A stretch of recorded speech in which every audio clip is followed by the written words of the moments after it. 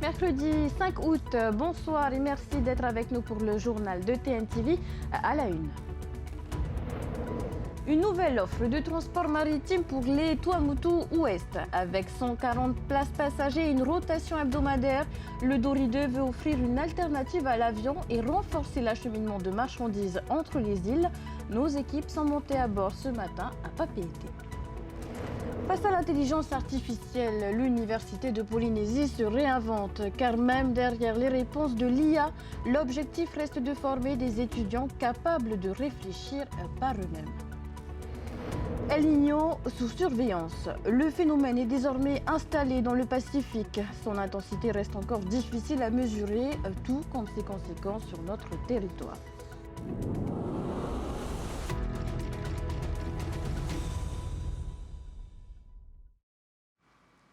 Avant de développer nos titres, un nouvel accident mortel sur un chantier. En fin de matinée, le conducteur d'un engin a perdu le contrôle de sa machine, causant la mort d'un ouvrier. 2 autres personnes ont été blessées, dont un grièvement. Une enquête a été ouverte pour déterminer les circonstances du drame et une autopsie a été ordonnée par le parquet. Un deuxième accident sur les chantiers de Polynésie en peu de temps. Le 27 juillet dernier, un conducteur d'engin a également perdu la vie à Raiatea. L'actualité, c'est aussi l'arrivée très attendue du Dori 2 à Papeete ce matin. Plus de fret, des passagers à bord et une nouvelle offre de transport pour les Tuamotu. Ce cargo mixte dernière génération ouvre une nouvelle page de la desserte maritime des atolls. Présentation du navire avec Thomas Chabrol et Tauhiti Tomiamoussane. Après plusieurs semaines de navigation depuis le Vietnam où il a été construit, le Dori 2 entre dans la rade de Papeete. Un navire conçu pour répondre aux besoins des habitants des Tuamotu. L'objectif était de fournir à nos amis Tuamotu un nouveau moyen de transport plus adapté, un bateau moderne qui est moins cher que l'avion. Long de 71 mètres, le cargo mixte embarque jusqu'à 140 passagers et porte sa capacité de fret à 1140 tonnes. On double la capacité de fret, on passe de 400 à 1140, on va plus du double aujourd'hui.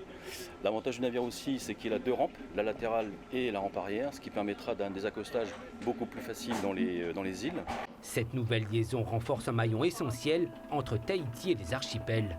Avec ce nouveau bateau, ça change la donne, à la fois pour la circulation des personnes et pour la circulation des biens. Le Dori 2 assurera une rotation hebdomadaire entre Papeete, Tikeo, Rangiroa, Ae Manii et Fakarava. Les élus des Tuamotu y voient un atout supplémentaire pour le développement économique grâce à la polyvalence du navire et à une desserte plus régulière. C'est à nous, les atolls, à essayer de bien faire pour que tous nos touristes, par rapport au trajet qu'ils vont faire, ça va leur plaire. Cette arrivée suscite beaucoup d'émotions chez les familles des marins. C'est un hommage à mon homme aussi, à tout l'équipage. L'équipage doit achever les formalités administratives avant le premier départ commercial prévu le 24 août. Un nouveau cargo pour relier Tahiti à Rangiroa, mais une fois sur l'atoll, le bateau reste aussi indispensable au quotidien.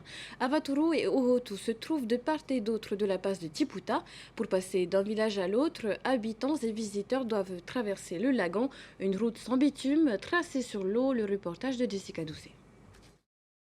Chaque jour, des habitants passent d'un îlot à l'autre pour aller travailler, prendre l'avion ou consulter un médecin. Car à Tiputa, il n'y a ni hôpital ni aéroport. La traversée dure environ 5 minutes par beau temps. Sur cet atoll, le bateau n'est pas un confort, c'est une nécessité. Très important parce que sinon on n'a pas de moyens de locomotion, on n'a pas de moyens pour traverser cette passe. Il y en a qui travaillent de l'autre côté, comme il y en a de l'autre côté qui travaillent ici, de Avaturu qui travaillent ici à Tiputa. Ou sinon, sans compter l'aéroport, les médecins, parce que le médecin ici ne vient que 2 fois par semaine et que la matinée. C'est compliqué quand il y a des urgences? Ah oui, c'est compliqué, très compliqué quand il y a des urgences. Heureusement que nous avons de bons pompiers quand même. Mais quand c'est la nuit, c'est compliqué. Pour ceux qui ne possèdent pas de bateau, une seule solution, le taxi boat. La majorité de la population prennent le taxi, à part ceux qui ont leur propre bateau. C'est vrai que quand les conditions sont idéales, il n'y a pas de souci, mais quand la mer est un peu agitée ou quand la passe, voilà, il y a énormément de vagues. Donc ça, voilà. Mais n'empêche que ça reste toujours un moyen sûr, sécurisé Donc là, c'est important pour la population de Ronguiro d'avoir la navette. Les premières rotations débutent à 7h30. Le matin, une navette circule toutes les demi-heures, puis toutes les heures l'après-midi. Un service essentiel pour maintenir le lien entre les deux communautés. S'il n'y avait pas de taxi-boat, ça serait problématique. Ouais, après, faut se débrouiller entre nous, essayer de trouver des personnes qui veulent bien prêter le bateau pour emmener. Voilà, ça devient quand même contraignant. À Ronguiroa, le bateau n'est pas un simple transport, c'est le cœur battant de la vie quotidienne, indispensable à l'équilibre de ces îles éloignées. Après les défis du transport, ceux de l'esprit, l'intelligence artificielle transforme déjà les études supérieures. Les enseignants doivent revoir leur manière d'évaluer les étudiants, tandis que l'université s'organise pour proposer des outils sécurisés.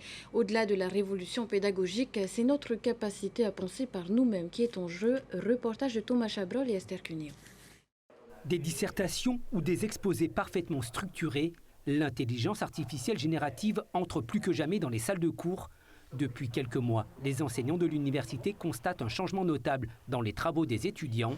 Des copies plus fluides que d'habitude, mais lorsqu'il faut défendre le travail à l'oral, les limites apparaissent. Cela se remarque dans les travaux que rendent les élèves lorsqu'il est question par exemple de rendre une dissertation dont le style est beaucoup trop lisse ou beaucoup trop différent de ce dont on a l'habitude pour cet étudiant en particulier.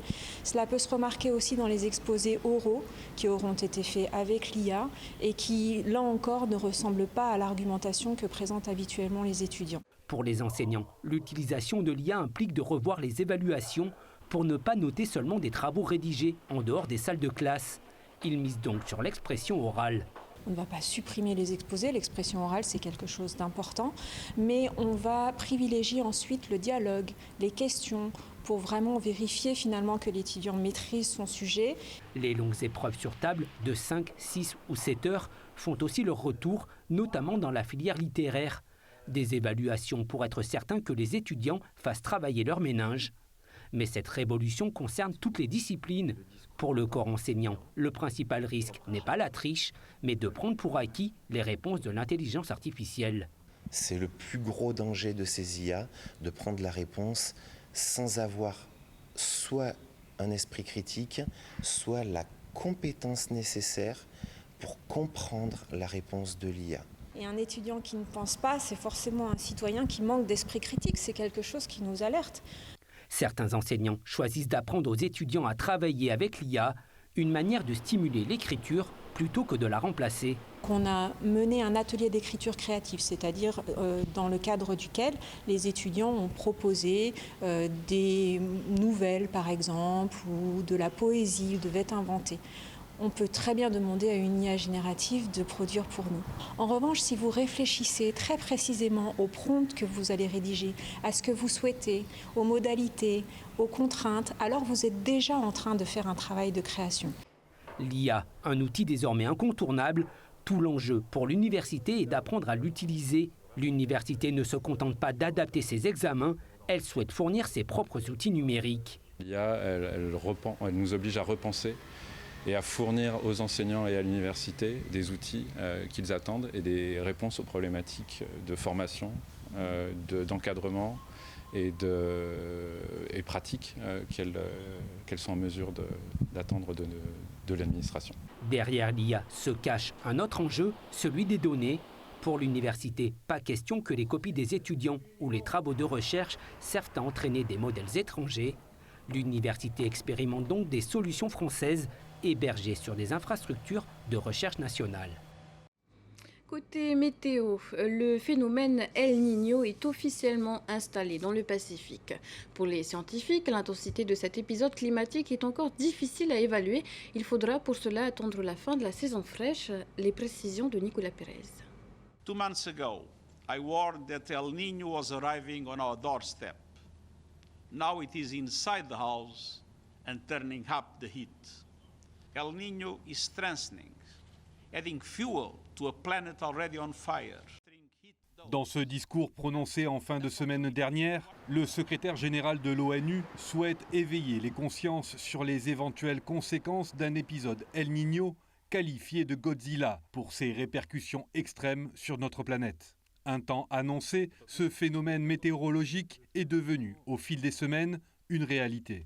Ce qu'il faut dire, c'est qu'aujourd'hui, le phénomène El Niño est installé. Donc, au regard des températures que l'on a dans la boîte Niño 3.4, on est sur un El Niño qui va être considéré comme fort, voire très fort.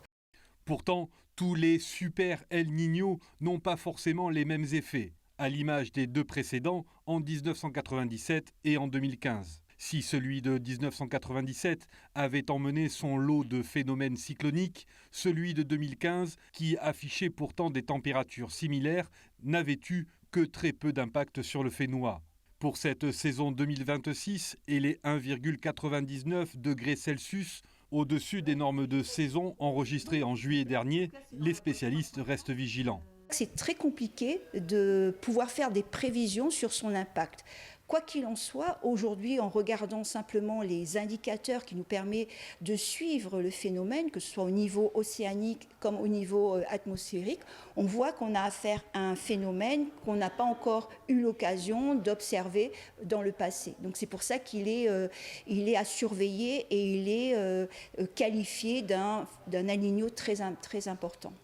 Une chose est sûre, cet El Niño 2026 devrait induire un réchauffement des eaux océaniques qui, en s'évaporant dans l'atmosphère, déclencheront de fortes précipitations et des pics de chaleur. Une température chaude avec une forte humidification, c'est un inconfort bioclimatique très important, très élevé. En fait, on va avoir plutôt justement un inconfort pour respirer parce que l'air va être chargé d'humidité, en plus de la température. Les météorologues et climatologues de la région Pacifique devraient rendre en septembre prochain leurs premières conclusions sur d'éventuels risques cycloniques pour cette saison 2026 et déterminer si ce El Niño sera le monstre attendu. ACDC, Mountain Mango, Painted Lady, Midwest et Nectarol. 5 variétés de cannabis sont désormais homologuées pour la culture locale. Elles ont été sélectionnées notamment pour leurs caractéristiques compatibles avec les conditions climatiques polynésiennes. Toutes sont dépourvues de propriétés stupéfiantes et présentent une teneur en THC inférieure à 0,3%. Cette homologation s'inscrit dans le cadre de la loi de pays du 23 août 2024. Seules ces variétés pourront être importées et cultivées dans le cadre du programme pilote mené par la direction de l'agriculture. Ce catalogue devient ainsi la référence réglementaire pour le développement encadré de cette nouvelle filière. Plus de détails sur tntvnews.pf. À moins d'un an des Jeux du Pacifique, les cadres sportifs locaux se forment à la préparation mentale des athlètes.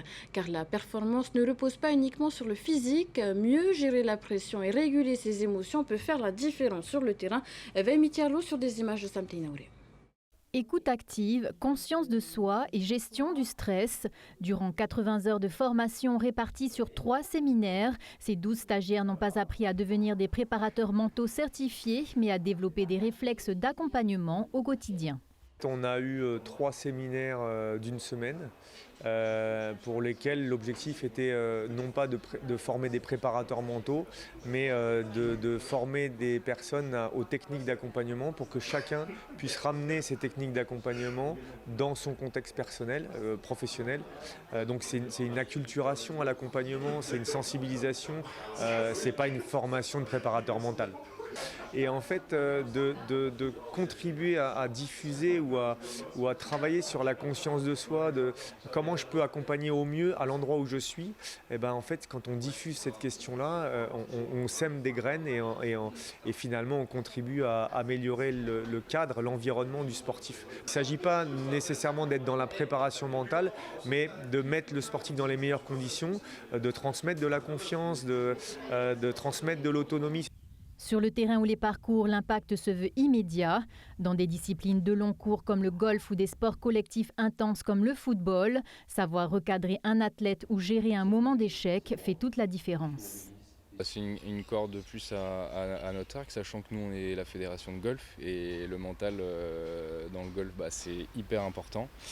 Pourquoi ? Parce qu'on joue entre 4h30 et 5h sur un parcours et finalement de jeu pur on n'a que 20 minutes, 25 minutes quoi.